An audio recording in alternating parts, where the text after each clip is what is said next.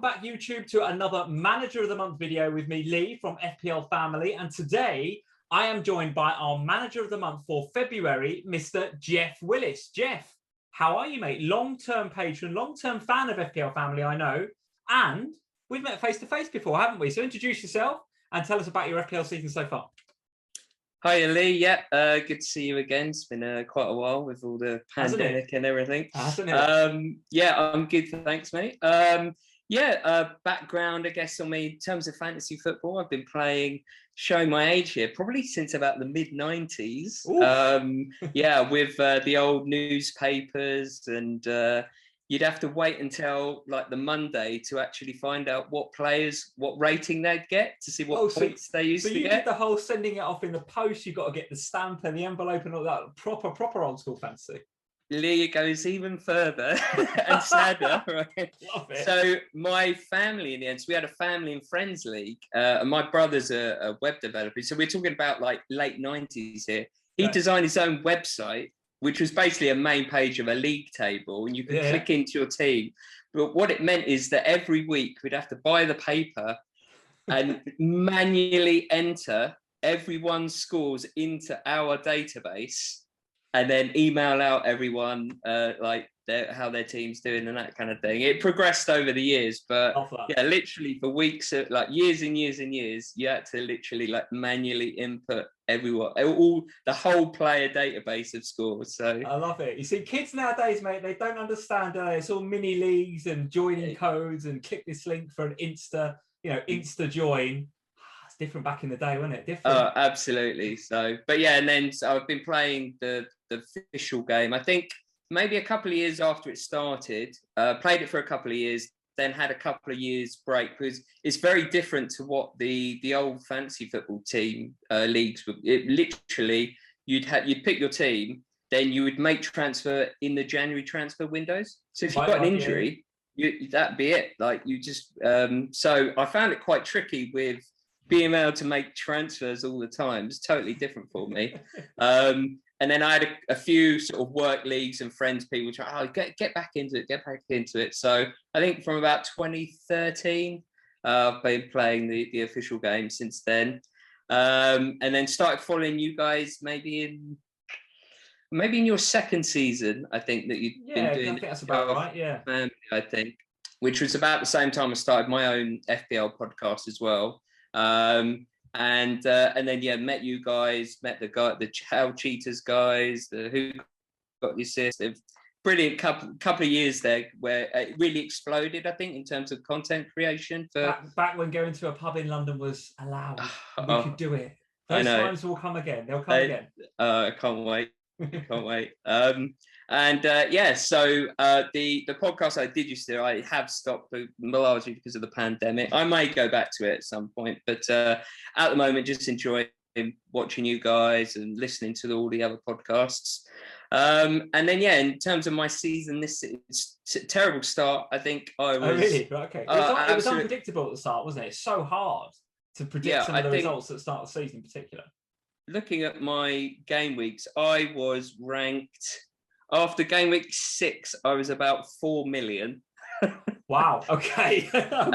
Literally. And then the week after I won the February Manager of the Month, I'd got up to 82k. Nice. So, okay. Well, decent. That's a good recovery from 4 million at least, right? Yeah. So I was really happy with that. Unfortunately, since winning the Manager of the Month, I've 3 red arrows and dropped to 122. Oh, man. So you very much peaked in February then, right? Oh, absolutely. It was all about, when I knew I had a chance of winning the Manager of the Month, I knew I was going to use a few chips in that. So I think I used my wild card and my bench boost. So I knew and I'd already had a good start to the month. So I was all in, got to try and win this thing. And then, since then, it's downhill. Decent. Well, tell us about your fantasy season so far then. What have been who have been the kind of key players that have got you to where you are today? Any sort of fantasy favourites in each position? Well, I think I was quite an early adopter of Martinez. Okay, nice one, yeah. And I think he's clearly the best keeper, especially from an FPL point of view. Unfortunately, I did get rid of him in my first wildcard, which was a mistake, but I oh no, got him back a few weeks later because it was at the time where Villa had games cancelled, and COVID and everything, and then it kind of all switched back up on me. So that was a bit annoying, but got him back. Shaw's been great for like the last month. Luke Shaw has been in banging form. Absolutely, so creative down that side, isn't he? Absolutely, yeah. I think, and I didn't think was ever going to be a chance of him getting back into an England squad because I just thought he was totally out of it. But I think he's looking like a pretty decent option for England. Yeah, he's looking good. He's looking good. What about his teammate Bruno Fernandes? Because you told me just as we were coming on that you had a bit of a faux pas with him. You sold him and then bought him back the week after. You swallowed your pride. I'm like, I've realised I've made a mistake here. Absolutely, yeah. So I had him pretty much the whole season and got rid just before the Manchester derby because I thought I could get away with not having him for a few game weeks. Did bring in De Bruyne, so it wasn't like totally tragic. So I think it was when De Bruyne scored 2 goals in the double game week. But oh yes, yeah. But when Fernandes scored with that penalty within 60 2 minutes or whatever it was, yeah. I had double Man City defence as well that game week, and actually, funnily enough, saying you sold Bruno, that was. Oh man, you've brought back bad memories now. This was a catastrophic game week for me. I remember benching Bruno this week. This was the week that Harry Kane, I think, got 2 goals and 2 assists as well. And Martinez got his standard 10 points, and I had Pope or something. I remember racking up a score of about 48, and everyone was getting 60, 70, 80 as a sort of average. That was a catastrophic week. But there were a lot of Bruno sellers that week. I mean, I benched him, but there were a lot of sellers, so you can be forgiven for that. Yeah, there was quite a few of us, but I literally just reverse that transfer straight away, just getting back in. And I think because there's so many cheaper options this season, I just think he'll just stay in my team now for the rest of the season. Just Man United got decent fixtures, so I think I'll definitely be looking to keep him. And then basically it's just been the Leeds boys since game week 10. Great value. I think, yeah, good value. Bamford. It's so weird because he was obviously at Chelsea originally. I'm a Chelsea supporter, so I'm sure I'll get some great comments in the comments below. And obviously he never really establish himself for Chelsea. And I remember, I think it was 2 seasons ago, he was at Crystal Palace, and I brought him in, so I thought he was actually quite a decent player, but didn't do anything for Palace. So then when he came back this time, I was like, not making that mistake again. And fair play, like he's done great. So him, Dallas as well, he's been terrific. I guess the sort of the Lundstrom type, I guess, of this season. Well, it was interesting, wasn't it? Because if you think back to game week 1, I think pre-season we were all looking at Leeds for options, and I remember reading a lot on Leeds Twitter and speaking to a lot of my Leeds supporting friends, and they were saying, well, listen, you've got Dallas on one side, you've got Ayling on the other, and you can flip a coin between the two as to which one you have.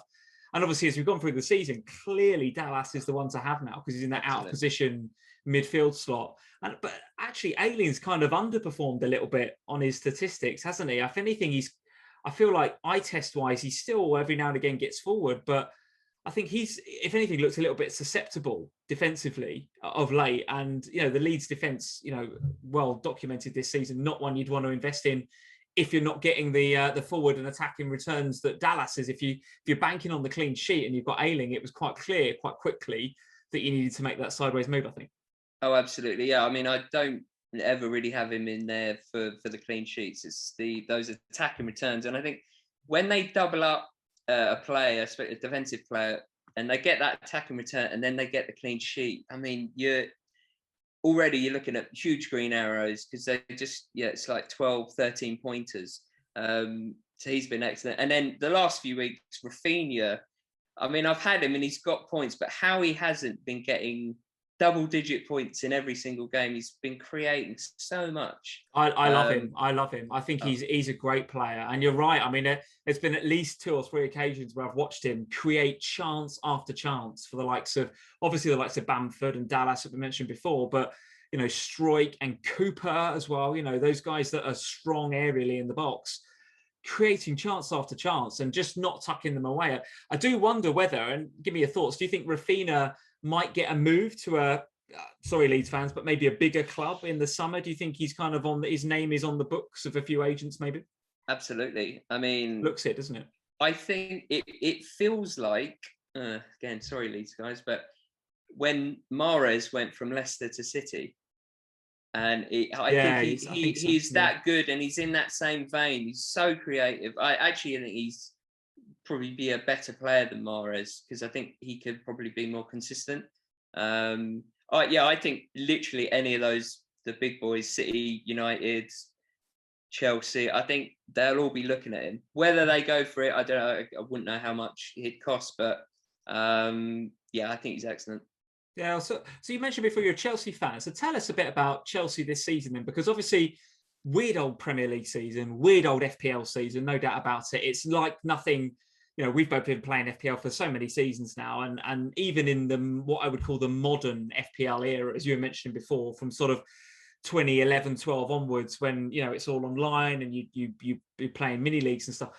I don't think we've seen a season like this in terms of unpredictability and how difficult it's been to predict what's going to happen. The art of FPL for me is, looking at trends of data and listening to podcasts and all that sort of stuff, but looking at what's happened and trends and trying to predict what's going to happen in the following game week based on what you've seen previously. So do you think this is going to be a common thing now going into next season? Do you think we're going to have an unpredictable season like we have this? Or do you think we might revert back to a bit more of, inverted commas, normality once we've got fans back in stands and maybe we've got, the regular, Saturday fixtures, Super Sunday, Europe in the week, we go again every week in that sort of regular cycle. How do you think next year is going to play out? It's two things that one thing you brought up is the fans is absolutely, I mean, I know your own team, Liverpool. I mean, everyone's missed fans, but there's some teams that almost don't like playing at home in front of their fans. Yeah, true enough. Yeah, true enough. But Liverpool love it. I mean, it's so that's been huge, and it's looking like there'll be maybe not full stands next season, but there's going to be a decent amount of fans. So I think that will be big. But so I do think there will be a bounce back to the norm. So I think the likes of Liverpool. I mean, obviously Sheffield United obviously look to be relegated, but I know obviously fans has been pretty devastating for them. It's been a shame for Leeds as well. So again, I know up in Ellen Road, that would have been bouncing. The fans, oh man, that ground would have been absolutely rocking on some occasions this season, wouldn't it? Yeah, and you can see like their home form's not been great. I know the pitch has been pretty awful. I think Sam mentioned that on the live stream. Yeah. Their pitch has been awful, and so their away form on like lush pitches, they definitely excel. But this season was so unpredictable, but I do think there will be quite a sharp bounce back to normality. So from the fans, but for me, the biggest thing, even potentially more, is that there'll be a proper pre-season. And it's not really been discussed enough. I know a lot of the managers were talking straight after, just saying when the season kicked off that none of the players were ready. No. And it took, and we were having all those unpredictable results in the first few months. I mean, well, not to bring it up, but the Villa Liverpool game. Totally, that was just sort of out of nowhere. And it was a lot of these players were at 70%, 80%. And so I do think all the big teams that have suffered or haven't, certainly the consistency hasn't been there. I think that will come back from a full pre-season. Now, it won't probably be pre-season tours, but they're still going to have lots of pre-season friendlies and the trade. Do you think even with the Euros there, Geoff, you still think the pre-season, because that's going to have an impact, isn't it, surely, on pre-season? It will, but I wonder whether the impact will be as great because of maybe the reduction in travelling. Because again, I'm not sure the specific details of how the Euros is happening. I'm not even sure we know that yet. I still think it's maybe being discussed. From what I understand, this is one of the first Euros where there is going to be a lot of travel, and it's not specific to one country. But I don't know, I think maybe the UK government has maybe sort of piped up and said They've that, offered, potentially we could hold it in this country for all countries. But I don't know whether, I don't know whether at this late stage that's even feasible. So yeah, I think it's still a little bit up in the air, to be honest with you. So if that was a possibility, then that was obviously cut down travel time, and it'd probably be even maybe like a shorter tournament. I think they'd try and squeeze more games into than normally. So I think on the back end of that, would probably still be able to give teams a decent amount of preseason. So I do think a lot of those things will snap back to the norm, and I'll be really interested to see. Not that I'm thinking about it yet, but the likes of Trent and Robertson, yeah. their prices are going to be so interesting at the start of next season. It is going to be interesting because I do wonder whether no one will be thinking double Liverpool defence, triple Liverpool defence. Right? No, and I do just wonder, again, not thinking about it too much, but I do wonder whether, like Van Dijk back, at the start of next season, you could go like triple Liverpool defence, and it could be like, the last two seasons before this one. But well, let's see. I think for sure we're going to get some interesting prices, not least at your club, at Chelsea Football Club, right? So we've got very interesting season, as I said before. You've got Frank Lampard, obviously, at the beginning of this season, having come off the back of a pretty successful season last year, given the circumstances, what was going on in the world, given the fact that he had, no money to play with, couldn't spend any money on transfers, at least initially, had to rely on youth for a long period of time, then kind of gets exposed to all of this money. You bring in tons of new signings that summer, and it's just really hasn't kind of clicked, has it, this season with a lot of the new boys? And actually, you kind of relied on, the old guard. It's the Girouds and players like that, and the Mason Mounts, who, all right, he's not old guard, but he certainly was one of Frank's favourites and has continued that form under Tuchel. Just some sort of green shoots of it starting to look like he's getting the tune out of them, I think, Tuchel, the forward line, I should say, the new boys up front. But what do you think? How has this season been for you as a Chelsea fan? Because it's been a roller coaster, right? Yeah, it's been really difficult. I thought we had a very decent season last season, did well under circumstances. And it was strange at the start of this season. Again, no preseason, no fans, but, that's everyone. So you can't really use that as an excuse. But bedding in all those new players with no pre-season is going to have a huge, where if you haven't had that many new players come in, you could what you like Liverpool, know how you play, you know each other already. So that was a big thing. And the other thing that I think Lampard would probably regret a little bit, although it was quite hard because we had quite a lot of injuries at the start, is I don't know if you remember when Pulisic first came in under Lampard. And he didn't put him in quite straight away, did he? Kind of just he kind of chucked him in and then took him out a bit, and then was like, right, now you're ready, and sort of drip fed him in, and that really worked. And then the restart, he was just he was literally one of the best players in the Premiership. If during the restart, it was excellent. Such a shame he got injured, and it was a shame that whether he maybe just couldn't do it, but it was a shame that Werner and Havertz and a lot of these newer players, that you couldn't kind of like get them used to the system, get them used to the other players. This is how we play, and kind of gently integrate them into the match day team. But because we had a lot of injuries at the start, he literally had to just chuck in all of them straight away. And like Werner was playing right wing, left the wing. Like I don't think he played up front in a central role for the first sort of 5 or 6 games. So it was pretty tricky, and I had Werner at the start as well. I think everyone had Werner at the start, didn't they? There was a lot of I don't know, sort of FOMO, wasn't there, going on Twitter about this guy's going to come in and rip it up. He had 50+% ownership, from game week 1 onwards, and it was, pretty clear pretty quickly that he's going to need time to bed into this team. But like I say, I think under Tuchel, I'll get your opinion on this, because I think Tuchel, what he's done defensively in that team is nothing short of astounding, right? 2 goals conceded in the first 10 games or something? That is incredible, absolutely incredible. And he's brought back players that previously under Frank, were out in the cold. Like Rudiger's come in and looked sensational, frankly, in that back 3. So given that Chelsea, I think, will be on FPL managers' radars as well, because if you look at game week 30 onwards, just looking at the fixtures here, West Brom, Crystal Palace and Brighton in the next 3. You have an away game at West Ham, which is tricky on paper, although it's a London derby, anything can happen. And then Fulham at home. So the next 5 look fantastic. So if you're thinking about your wild card over the next couple of weeks, which I certainly am, who do I get from Chelsea? I've got my eye on a few defensive assets, but who am I picking from that front line, if anybody, mate? Give me a pointer. Well, I think you're right. He's come in and he's just gone, we're not conceding. Which hasn't made for great viewing, I'll be honest. But tactically, you can see he's pretty astute.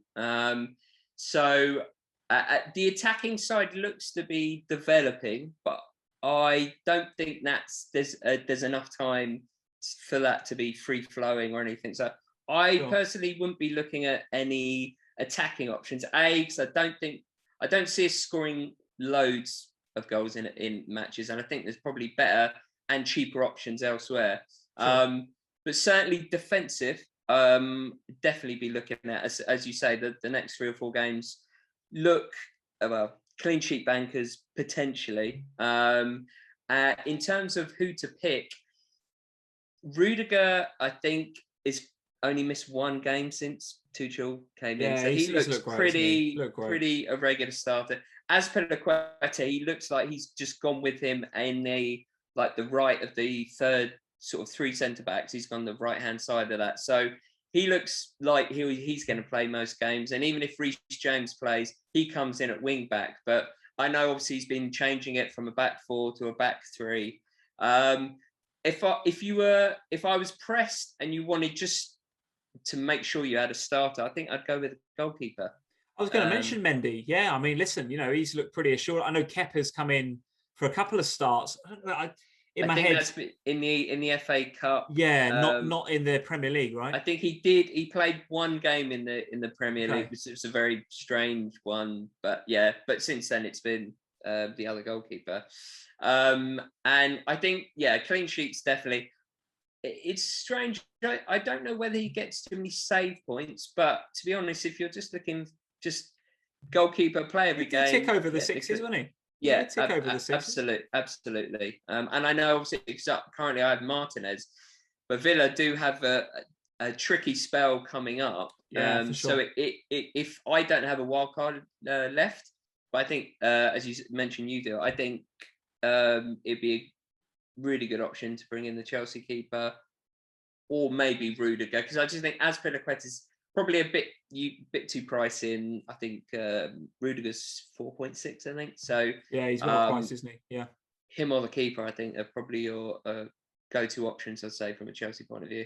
Very good. All right, well, listen, we often end these videos by asking our guests to predict the bottom 3 and the top 4. Now, the bottom 3 is, as we get through the year, that's getting easier and easier to predict. So, but I would like your thoughts on who's going to be 18th. I think 20th and 19th kind of looks a bit done, I'm afraid, for those teams. But who'd be your slot in 18th right now? Because a lot of teams finding form at the right time, like Fulham and Brighton. A lot of teams finding some really bad form, like Newcastle, just at the wrong time. So get your thoughts on that in just a sec. But top 4, what are we saying? Chelsea for top 4? Yes or no? Yes. Yeah, I think so. Comparing us to the other teams around there, we've found this consistency defensively for sure. So we're going to be picking up draws as the minimum. So we're going to be. I think we will be in that top 4. City have won it. I think United will stay in it, and it's reminiscent of last season during the restart, isn't it? Yeah. With United and Leicester and Chelsea. Leicester are looking so decent at the moment. I mean, I don't have any of their options because, again, I'm still not sure. I did have James Justin. He was probably one of. It's great. Up until he got injured, he was probably one of my players of the season. Yeah. But in my FPL team, so I'm not sure where to go. But I think Leicester. It's hard because Liverpool have got great fixtures to the end of the season, but I just don't know where their focus is going to be. Obviously, Champions. Sure enough, yeah. So I think they could still make a run at it, Liverpool. You could say that about Chelsea as though, couldn't you? I mean, you got Porto in the next round, which is, if you were going to pick a draw, I think that's what you pick. Yeah. And then maybe it's another Chelsea versus Liverpool semi-final. We'll be getting out the Louis Garcia chance again. Yeah. Yeah, indeed. Ghost goal. Proper goal, cross the line. It is difficult. I mean, I don't. Spurs just don't have the consistency, and I just think they've got a lot of issues going on behind the scenes, as we know, as Chelsea, from Jose. Arsenal just haven't got the squad or the consistency. West Ham have been doing fantastic, but as we've seen the last couple of games, they can concede. They have been pretty solid defensively, but I just don't think for them to get into Europa League would still be an amazing season. It would, 100%. Yeah, 100%. When you think about where they were at the beginning of the season and the sort of year they had with Moyes last year, for them to get in a European football spot for next year would be tremendous season. Absolutely. I think it will be City, United, Chelsea, and then let's say Leicester and Liverpool maybe both have to win the last game of the season. I'll leave it there. Liverpool fighting out for the Europa League. Oh goodness me, we need to win the Champions League. Then we need to beat you boys in the semi-final. Should we get past the small matter of Real Madrid? And who do you think is going to go down the 18th? Is it going to be Newcastle, Brighton, Fulham? What do you think? Well, obviously Chelsea, Fulham is meant to be a local. Well, it is a local rivalry, but it's not really a rivalry, if I'm honest. So I don't think I'll have any Chelsea people hating me to say that I think Fulham are going to stay up, and I think Newcastle will be in that 18th spot because they've just gone. I don't. Heads have gone a bit, haven't they? I think absolutely no. I mean, the fans, the players just don't seem to be behind Bruce. Whether they were ever behind him, to be honest, I don't know. And they've just Callum Wilson can get you out of a relegation, but he's injured. And so but Joe Linton can't. Absolutely, yeah. But he's injured. A lot of their attacking options are. And when they come back, is there going to be enough time for them to quickly gel again? That's right. Yeah. I think just to see them dropping, and Fulham have got a really nice blend of sort of this kind of youthful look to them. Lookman's been great. Loftus-Cheek as a Chelsea fan, always been a huge fan of Loftus-Cheek. Wish that he could just stay fit for longer. It's the boys at the back that have impressed me, though. I think Scotty Parker looked at it in January and was like, right, if we're going to survive this, we've got to stop hemorrhaging goals. And they bought in, Anderson has been different class, hasn't he? He couldn't get, was it Leon they bought him from, or they've loaned him from? I don't know what the other Leon centre-halves must be like, but they must be mustard because he's pretty good, Anderson. He's come in and taken to the Premier League like a duck to water. And with Adebayo next to him, I think they've got far more solid, and that's enabled, actually. I think that's given confidence to some of the players like Loftus-Cheek and like Lookman and like Cavaliero to do their thing a bit more up front. They're not afraid to make a mistake now because they know if they lose the ball, they try something different, try and score a goal. And if you lose it, don't worry, because you've got a defence now that actually you can stand by and they're not going to concede 2 or 3 a game. So fair play to Scotty Parker. I think in the summer and in January, he took a long, hard look at how he was going to survive in this league and invested wisely. Yeah, I think since January, they've really, really turned the corner. As you say, defensively, so much better. And they play some pretty decent football as well. It's not like they've been playing kind of a Sam Allardyce type, they've been playing decent football. And as you said, Adebayo, I think he's on loan from City. I think he could be right. Yeah, could be right. I think he looks great. So there's the problem for Fulham. All these players are going to go back to their parent clubs in the summer, right? They're going to have to invest properly in some defenders if they're going to stay up again next year, I'd suggest. Yeah, exactly. I think now I think it's one that probably goes maybe to the last game of the season or the last 2 when the fans come back for those last 2 game weeks. I know Fulham have got a home fixture at, is it the last game? I'm not sure. Yeah, Newcastle Fulham, isn't it? Last game week? Is it? Is that what it is at Fulham? Is it? I think so, yeah. Well, there you go. That's the decider. Because I think Brighton, even though they're, as everyone says in the community, their stats are off the charts. But the kings of XG, Brighton. Oh, absolutely. But just cannot get over the line. But I think they're going to pick up enough points to be all right. But there we go. Fulham Newcastle decider. I think Fulham will do it. Well, there we go. Good note to end on, mate. If we get an exciting game at the end of the season like that, I, for one, especially if it's in front of the fans, I, for one, will be all up for that. Listen, Geoff, very nice to have you here on the channel. Well done again. Congratulations on winning the Manager of the Month competition for February.